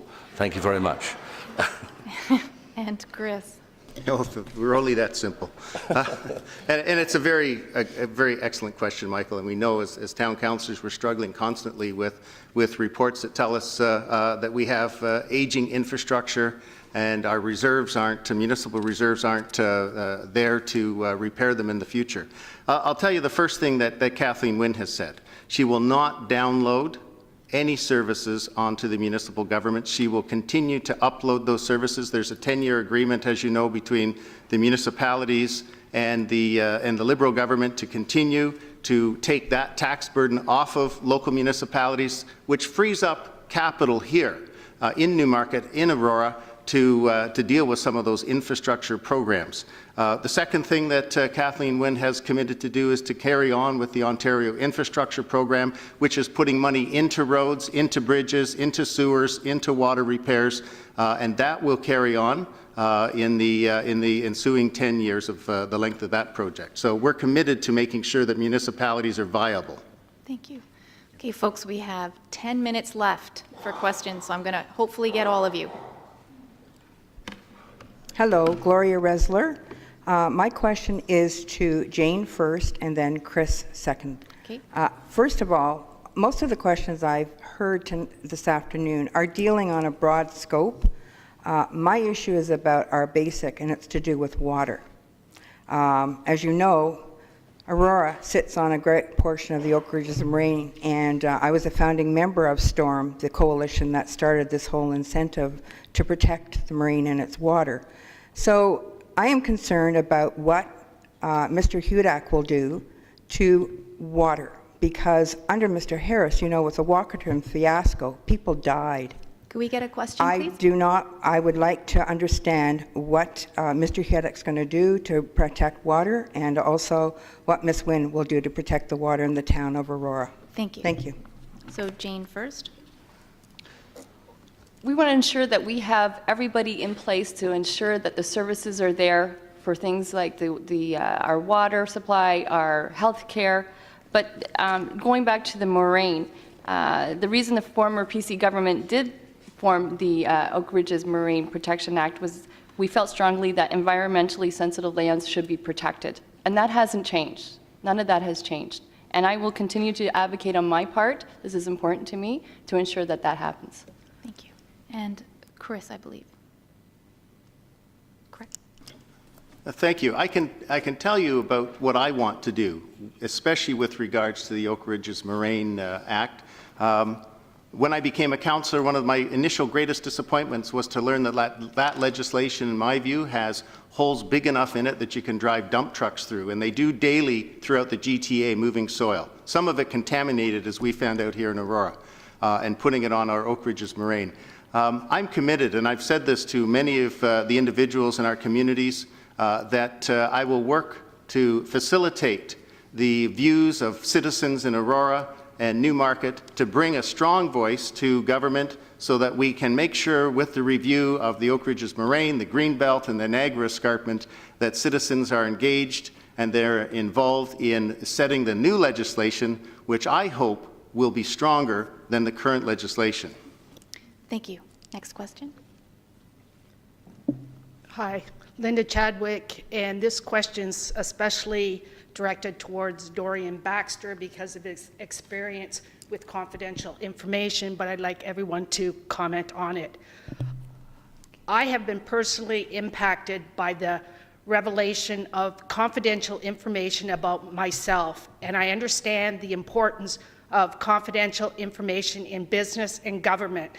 So I'd like to know what you and your party will do to ensure that confidential information is not leaked for personal gain or because it could be interpreted incorrectly. So I'd like to start with Dorian, if that's possible. Could I just interject for one moment? In terms of confidential information, are you speaking of medical information or any kind of information? The classification is just information. I'm in technology, and any information that's confidential, fair I enough. do not believe should be leaked. So we'll start with Dorian. I do want to thank you very much. What a very important question. I alluded earlier to the fact that I founded the largest accountability organization in Canada, the National Association for Public and Private Accountability, and that is one area that we assist people with. We don't charge any money. I help a lot of people in court situations as much as I can without being a lawyer, but I will we never charge a cent. The website is CanadaCourtWatch.com. I've got 29 cases I'm dealing with right now, many of them to do with the Children's Aid, but a lot of them to do with a breach of confidentiality. This is a serious issue, and you can be assured that the Canadians' Choice Party is on it big time. We will defend anybody's right to total, complete, and utter confidentiality. I am appalled that we are now facing this whole FATCA issue from the United States. It's a loss of Canadian sovereignty. And so let me just say this. You can count on us being there for you. Thank you. Chris. Thank you. And again, as an executive director of 2 Canadian consumer organizations, it is something that is near and dear to my heart. My sense is that the provincial government and any of its agencies should not be sharing our personal information without our explicit approval. And by explicit, I mean we need to understand that we're giving permission to these organizations, to these agencies, to share our personal information. Personally, I would like to see the investigation and the prosecution of private information, whether it be companies or government agencies, ramped up so that they are significantly punitive. And I would like to see us work closely with our own privacy commissioner and the federal government, which has jurisdiction over a broad range of areas, to tighten the regulations, to make it that sharing information or sharing our private information has to be an implicit right. Okay, thank you. And Jane. Thank you. Personal information is something that is definitely sacred. It should be kept that way. I totally will back any legislation to ensure that that is kept in place. And it's something that is very, very serious when it is leaked, and certainly I will be there to back that. And Andrew. Just so that we can get to more questions, I back both of your statements. I fully agree privacy is extremely important, and I think Chris hit the nail on the head there. Thank you. Next question, please. We still have 5 minutes. Hi, Tamara Oman of Aurora. 23% of people in Ontario do not have drug insurance. This results in 1 in 10 Ontarians who cannot fill their prescriptions. What is your party's position on a national pharmacare program to improve health outcomes and reduce costs? Is this to all candidates? For all candidates. Okay, starting in order would be Andrew. I think a national coverage would be something we'd have to work with the federal government to resolve. So I would absolutely support that. Beyond that, that would be something I couldn't comment further on. So I would support it, absolutely. Well, as a part of OHIP. Thank As you. part of OHIP, yes, absolutely. Okay, Dorian. This is something right up my alley. And I want to tell you right now, I am dealing with a lot of people across the GTA, elderly people. My biggest thrust is for those people, the seniors, that without a shadow of doubt have woven the fabric of this nation. They are not able to get the kind of OHIP coverage. And we heard about the physiotherapy. This is appalling, needs to be brought back. But let me tell you this, there is no question in my mind, when you've got elderly people that can't even afford to have a tooth extraction, we're in big trouble. So let me say this, the Canadians' Choice Party is looking at modeling our OHIP after Great Britain and France, because let me tell you, they are so advanced. How do we do it? In the ways I've already explained. But you can count on my fierce and effective support. Thank you. Thank you. And Chris?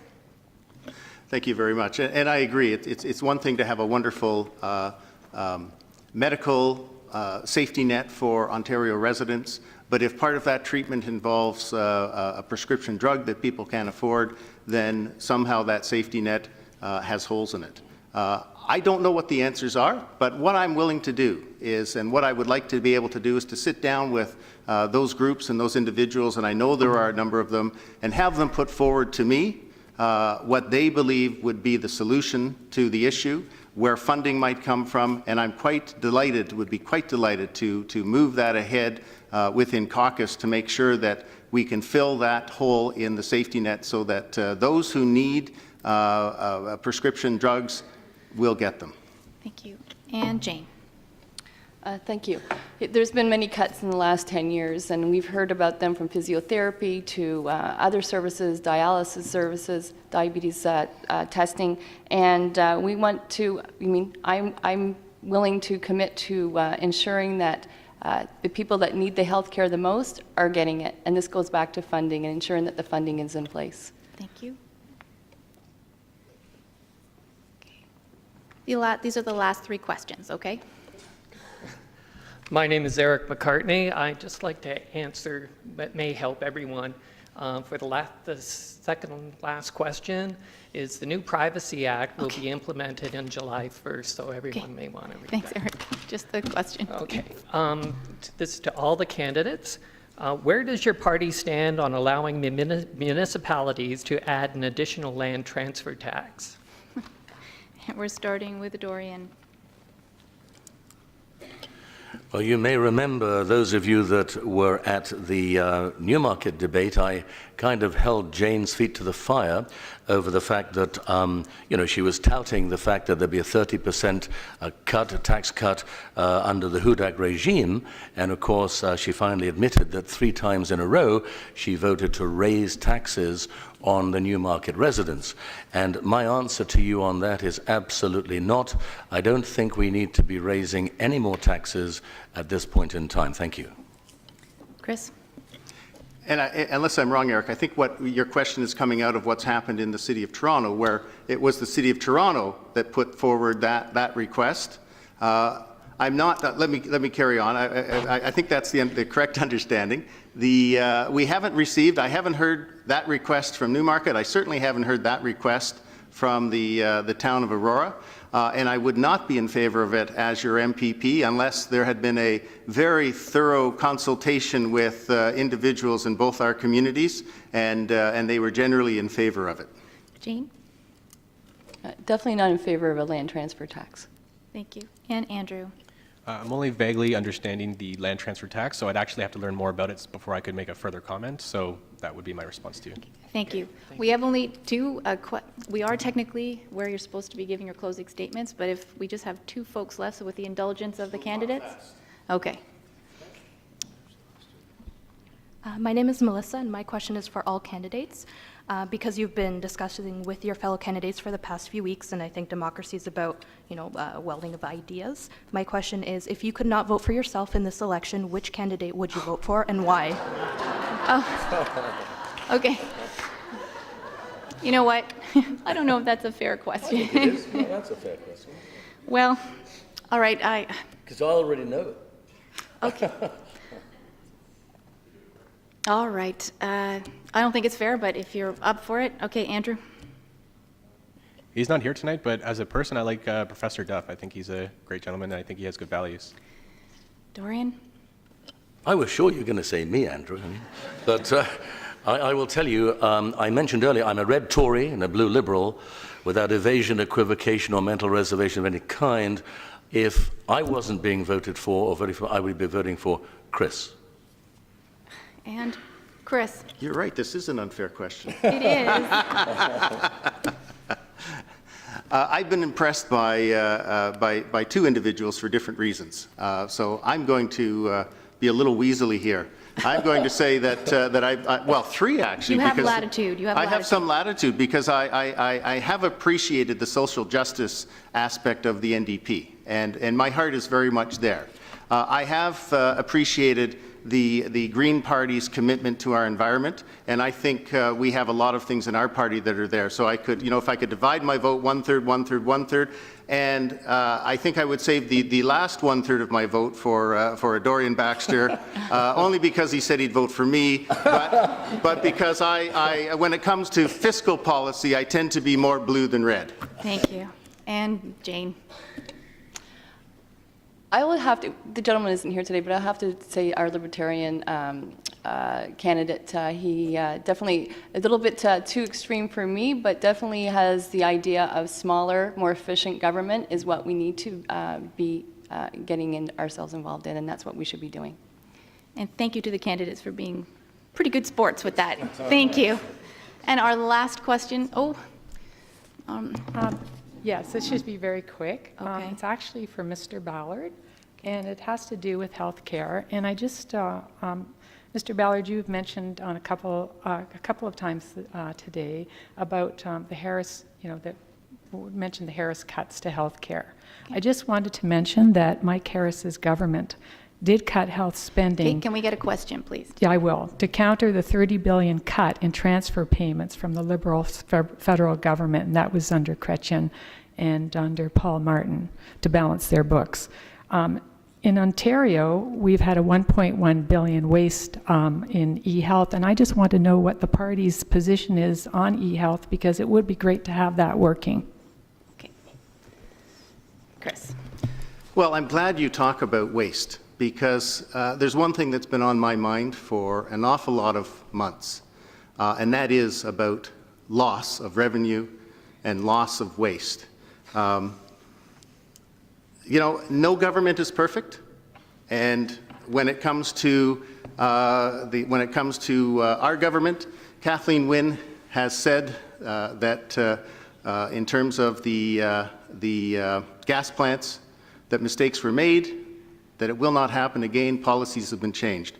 But you know, I look back, and what I've tried to do in my campaign is not run a negative campaign. I'm not doing tit for tat to say, well, we made a mistake here, but you made a mistake there. What I'm really concerned about is Highway 407. If you want to talk about waste, sold for peanuts for 99 years, and we lose $700 million a year in revenue over 99 years. Okay, thank you. Thanks very much. Thank you. Okay, thank you to Don't even get me started. Your microphone is still on. Good. Okay, thank you very much. And thank you for indulging the extra 4 minutes. So now we're going to get to the closing remarks. The candidates will speak in reverse order. I remind you that it is 2 minutes, or you risk the wrath of the cowbell. So we're going to start with Andrew first. 2 minutes. You have a question? Sorry, these are the questions, or are these the... These are your closing statements. Closing statements. We're skipping the questions. Okay. I'm good. All right. Poverty, climate change, mental health, school closures, human rights violations, and social mobility. These are but a few of the challenges that our province faces today. Our conversational focus seems to be on jobs, energy, and transportation. And while these are important, these aren't going to change. As population increases and as technology changes, so too will our transportation needs, our energy needs, and our job requirements. We need to go beyond party talking points and have a conversation about life, the quality of life that we can have in this province. This provincial election offers us a unique opportunity. We can choose to stay the course, elect parties that seem time and time again more interested in scrapping with one another instead of working together to serve the people that elected them, or we can inject a bit of diversity into the conversation. I stand before you, or rather sit, before you as someone who cares passionately. I care about my community, and I care about the future of this province. Fortunately, I represent a party that's not bound to what sometimes seems as obligated opposition. We need to clear our provincial debt, absolutely, but we also need to do it without sacrificing our most important services. We need policy that invites business competition, especially in the renewable energy and high-tech industry. I want local businesses to thrive and drive competition. I want our communities to have access to clean water and healthy food. I want our citizens of all ages to feel like they can contribute to society in a meaningful way. There's a lot of work to do, and I want you to believe that you can make a difference. You're more than just a taxpayer. You're a citizen of this beautiful province. You have a choice. You can vote for the future you want. On June 12th, you can vote green. Thank you.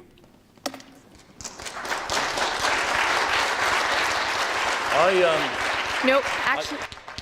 Forgiveness,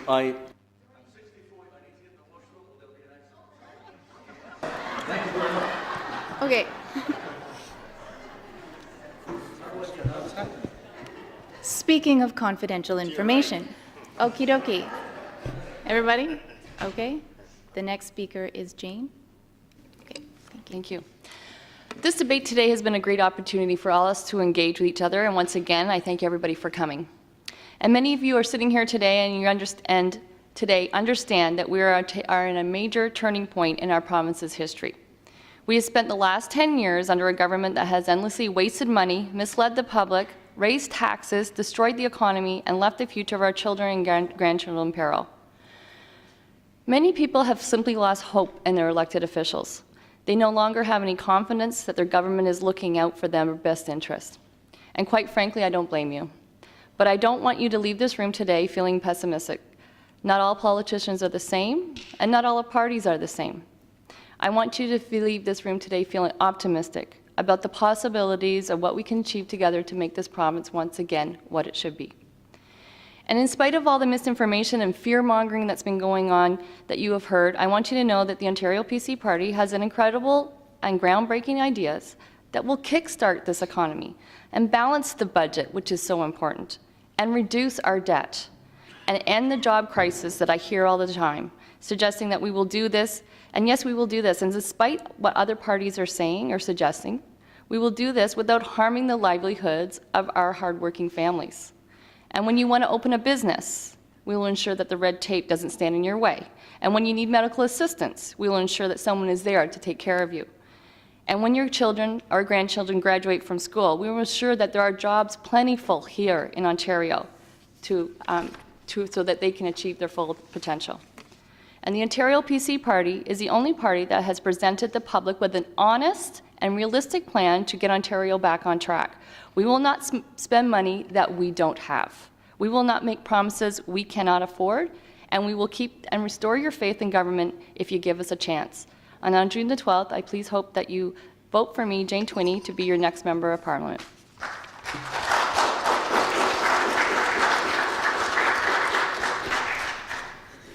Chris. And again, I echo my fellow members at the seat here, thanking you all for being out on a beautiful day when I know you'd probably rather be in your garden or out enjoying the weather somewhere. And thank you to all of you for putting on a very good event. I've certainly appreciated it. I think the people of Newmarket and Aurora will make a critical choice about our future on June the 12th. We're holding a referendum, if you will, on the future of Ontario. It's a choice between our plans for jobs and growth and Tim Hudak's cuts. A choice between our plan to protect the economic recovery and Tim Hudak's plan to fire people and slash education, healthcare, and more. Today I want to talk to you about what you'll get for your choice. When you mark your ballot,